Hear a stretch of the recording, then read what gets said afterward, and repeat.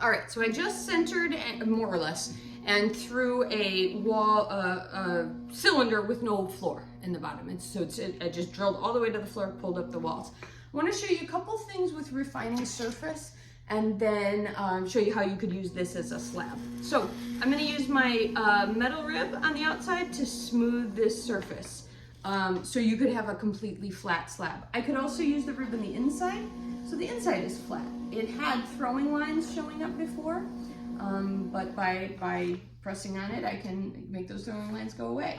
And then I'm gonna do a better job of using this rib. We have a bunch of different types of texture ribs in the studio. Some are wood like this, some are plastic. All of them work the same way. You're gonna press them against the wall. But a couple things to keep in mind. One is if you press them at a perfectly right angle, they don't tend to work quite as nicely as if you come back at a bit of an acute angle.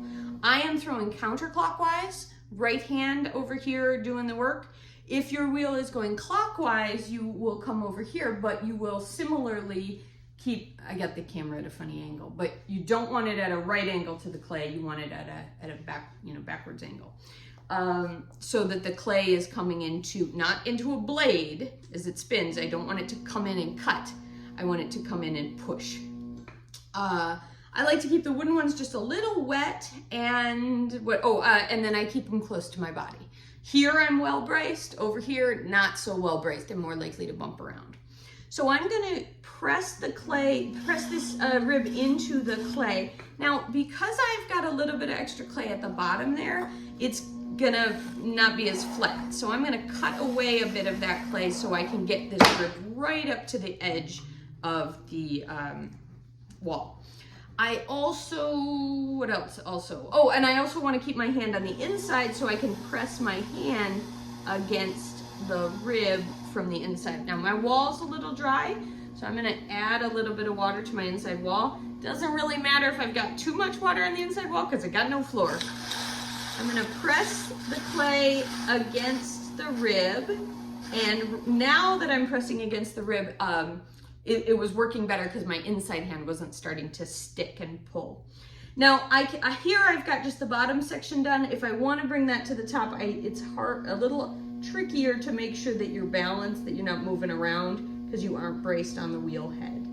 But you should still be able to get away with it.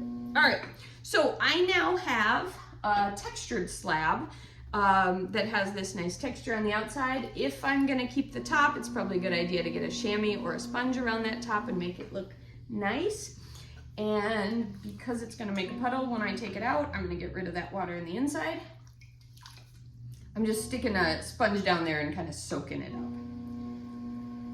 Now, this slab, again, I'm doing these videos all super quick on the wheel. I would recommend you wait either a few hours uncovered or a day in the damp room, day or two in the damp room.